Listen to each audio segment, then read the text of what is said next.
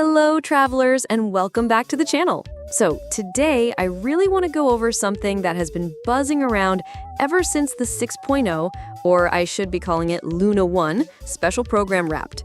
I'm talking about the free rewards we're all going to get in this patch, and not just a few here and there. We're talking about a massive pool of Primo Gems, intertwined fates, and anniversary bonuses that make Luna 1 one of the most rewarding patches we've ever seen. With the live stream also confirming the next banners, a lot of players are now asking exactly how many free pulls are we getting this time. So let's break it all down in detail, and I'll also share some personal thoughts along the way so you know how this compares with earlier major updates. First off, the main story content. Every new region in Genshin has dropped a flood of Primo Gems, and Krai is no exception. From the Archon quests and side story chapters, you're looking at about 710 Primo Gems plus 2 free pulls. Sometimes the developers convert these into flat Primo Gem rewards, so it can end up closer to 320 instead of extra pulls.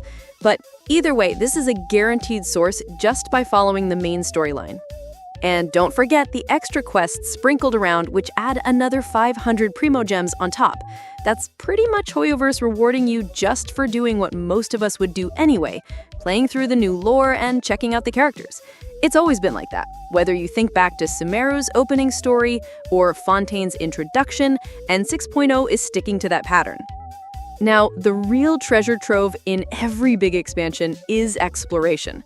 Think about how massive Fontaine felt when it launched, with chests hiding everywhere, achievements popping up just for climbing a cliff or solving a puzzle, and a new offering system that slowly drip-feeds Primo Gems as you level it up. Krai follows the same tradition. From exploration alone, you're looking at around 2,630 Primo Gems, and when you add the new offering system, that's another 1,250 Primo Gems just from collecting regional materials and feeding them into the statue or tree equivalent. Add about 380 Primo Gems from achievements tied to exploration challenges and combat goals, and you can see how simply walking around and playing the open world ends up being one of the most reliable sources of free pulls. It's funny because when you look back at Fontaine's Fountain of Lucine, it gave almost the exact same feeling. You never realized how fast the Primo Gems piled up until you checked your total. On top of that, you've got the live stream rewards, which are pretty much a Genshin tradition at this point. 3 codes, each worth 100 Primo Gems, so 300 in total. The update maintenance compensation is another standard piece of the puzzle. 300 Primo Gems for the downtime, and another 300 for bug fixes, meaning 600 more guaranteed on patch day. Even if you've only been playing for a few patches, you know this one by heart. Log in on update day, check your mail, and collect. Events are where the Primo Gem faucet really opens up. The main event of 6.0 is giving out 990 Primo Gems, while 2 smaller events each provide 420. These numbers line up with what we've seen in previous patches, where the flagship event is worth around 1,000 and the side events hit somewhere in the 400 range. What makes 6.0 stand out, though, is the anniversary rewards layered on top of this. The 5th anniversary celebration is dropping a staggering 1,600 Primo Gems plus 10 intertwined fates, or in some cases, an equivalent amount in flat Primo Gems, depending on how they distribute it. That's one of the biggest single-time rewards we've had in the game's history. Remember the 2nd anniversary when we only got 10 pulls and some mixed resources? Or even the 3rd anniversary when people were divided on whether it was generous enough? Well, this year they've clearly stepped it up, and honestly, it feels like they want to make sure Krai's debut leaves a strong impression. Now let's talk about permanent content, because this is the steady backbone of any patch cycle. Daily commissions across the 42 days of this patch add up to 25,520 Primo Gems. It's that same consistent drip of 60 Primo Gems per day that we've had since launch. And while it feels small in a single day, over a 6-week patch cycle, it stacks up to a good chunk of pulls. Then there's the Paimon's Bargain Shop. Each month you can trade Masterless Star Glitter for 5 intertwined fates, which roughly equals 800 Primo Gems.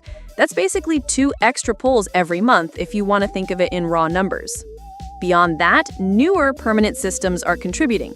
The Imaginarium is providing 1,300 Primo Gems through its challenge floors, while Stygian Onslaught, the fresh combat mode, adds another 450.